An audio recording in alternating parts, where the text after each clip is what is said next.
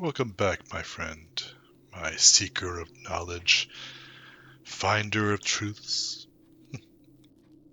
I was just admiring the craftsmanship of this piece. It looks like simple silver, doesn't it? But in the right light, it almost looks like it's dripping, like it's made of river water that refuses to fall.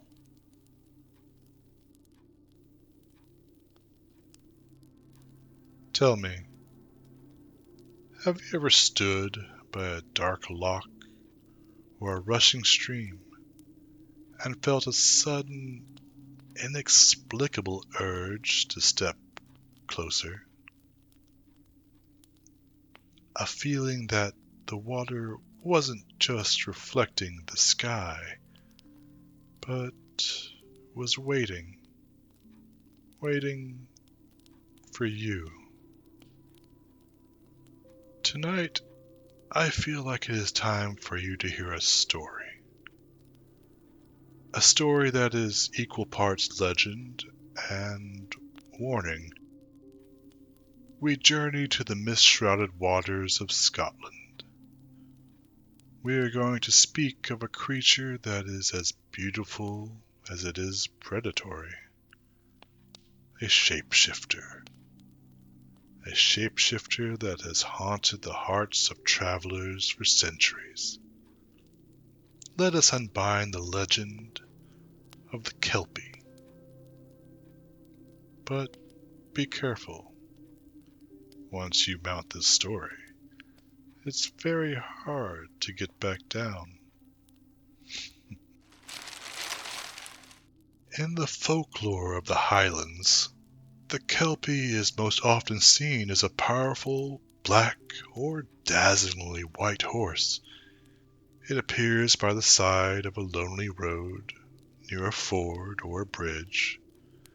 It looks lost, it looks weary, and most of all, it looks perfect. But wisdom teaches us that perfection is often a mask. Remember, my friend, in times like these, it is always best to keep your wits about you. If you look closely at the Kelpie, you might even notice its hooves are reversed, or that its mane is constantly dripping with water. Even in the heat of a summer sun, it is the hidden predator taking shape in front of you, just to lead you into the depths where you cannot breathe. As with most terrors that haunt us from the fringes of the world, a world we think of as normal, safe, the Kelpie has spawned many stories to still the heart and chill the blood. There is a particularly haunting tale often told to warn the young. How does that old saying go? Oh, that's right. Once upon a time, on a warm spring day, a group of children came upon a beautiful horse by a rambling river. The children become quickly enamored by the beautiful horse, who seems to prance and play in response to the children's shouts and laughter. To the children's shock and delight, the horse seems to kneel, as if inviting the children to climb on its back. One by one, the children climb on. Then, as if by some fey magic, the horse's back seems to stretch and elongate, growing longer and longer to accommodate every child, every one of them who wishes to ride. But, as the last child places a hand on the creature's flank, they realize the horror of what they have all stumbled into. Their skin is stuck, glued to the creature by a magical viscous slime, with a blood-curdling whine, more like the shriek from a human's throat than a noise that has ever come from a living animal. The horse rears up, causing the terrified children to scream and flail. The next moment, the horse doesn't gallop away. It dives straight into the river. The children's laughter has now all turned to screams as they are dragged into the black depths, never to know warmth of a spring day again. Tales of this nature don't always end so terribly. Sometimes, just sometimes, a single child survives, usually by cutting off their own finger to escape the adhesive grip. Sometimes sacrifice is the only way to survive the horrors found on the fringes of the worlds. It is important to know that the Kelpie is not limited to the form of a horse. It can take the shape of a handsome man to lure a weary maid, or a beautiful woman to entice a lonely traveler. Don't look so defeated, my friend.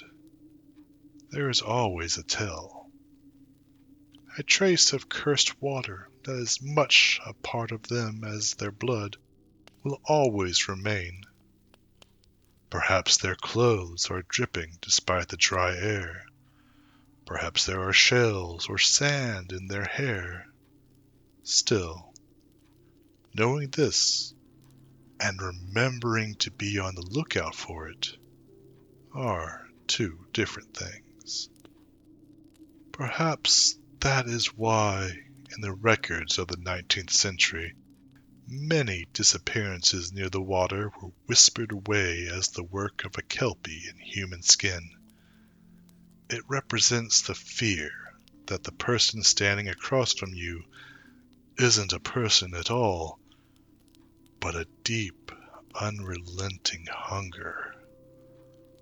A hunger wearing a face, a pleasing mask, all the better to lead you astray.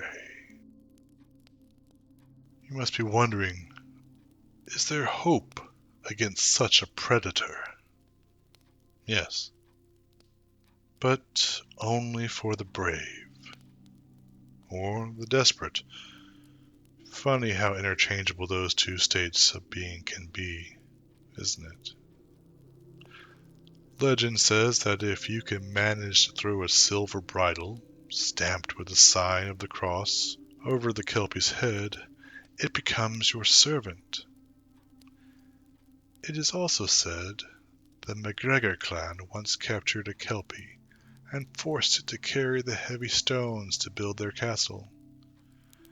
But a Kelpie is a vengeful slave.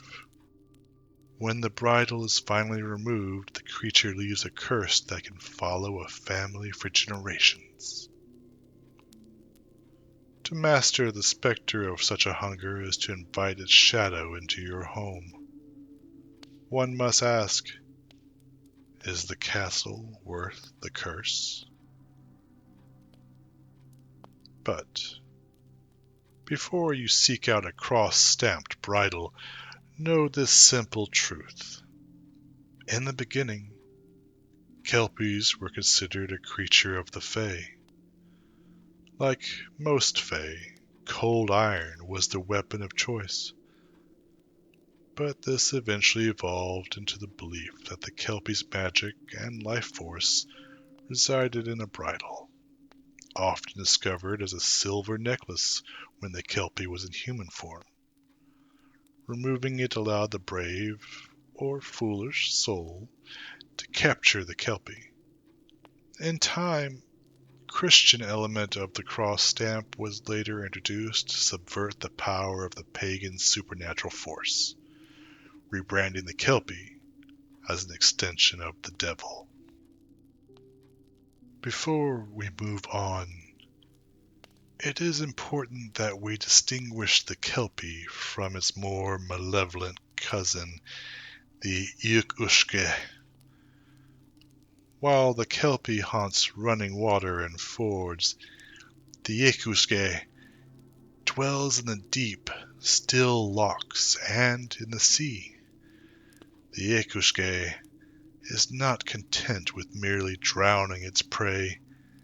It is a creature of the visceral, a word my colleague the Pulse might appreciate. It is a reminder that even within folklore there are layers of danger. Some traps are meant to lead you away, others are meant to consume you entirely. The Kelpie is the siren song of the river, the beautiful lie that the water is safe.